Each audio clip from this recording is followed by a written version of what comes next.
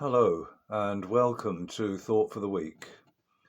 One morning in early January, I got up and went downstairs to our kitchen and looked out in a southerly direction across our garden and into the field which lies beyond our garden and runs down towards the River Severn. Because it had been raining heavily all night, there was a large puddle, you could even call it a small lake, in which I saw a wading bird standing still. Was it a curlew? Was it a sandpiper? I'm still very much an amateur at recognizing birds, so I got my binoculars and I got my bird book and tried not to be too excited and looked at it.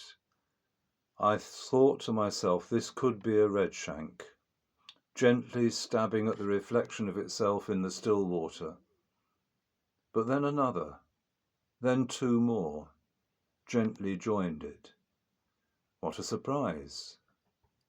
Cross-lit by the low January sun, pale brown and grey upper parts, like the woodland we can see a couple of miles away on the hills across the Severn, and those lovely red spindly legs, and the base of their bills a matching red.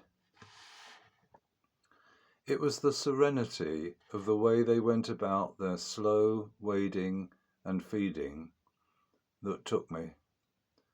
I watched them quietly as they set about simply being redshanks to the glory of God.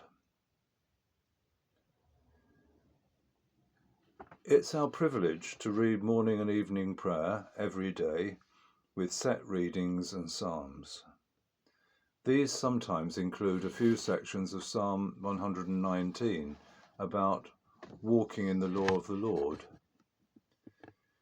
Given all the detail of the law in Numbers, Leviticus and Deuteronomy, I didn't expect any surprises one morning when I realised we had these three portions, as it happens, from Psalm 119. Perhaps I could skip that bit of morning prayer, but I'm pleased I didn't. There was me thinking I might be bored a little, and then I read this verse, which surprised me to the core. The earth, O Lord, is full of thy mercy. Teach me thy statutes. I read it again because I thought it might have been the reverse of what it actually said. The earth, O Lord, is full of thy statutes. Teach me thy mercy. No. The earth, O Lord, is full of thy mercy. Not only in the gifts of creation, of January light and redshanks, but in the gift of the very fibre of our life together as human beings.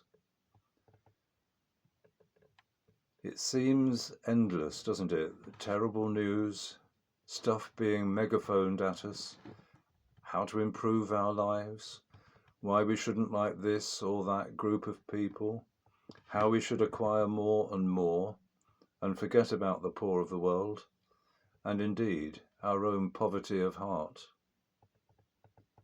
Remember that verse when, if like me, you feel like that. The earth, O Lord, is still full of thy mercy. We can see it in the compassion of others, perhaps people who have no particular allegiance to faith, but the sheer goodness, which I believe is a gift of God within them, shines out, and they keep going in the most unpropitious circumstances. So, Lord, teach us the true depth of your law of compassion.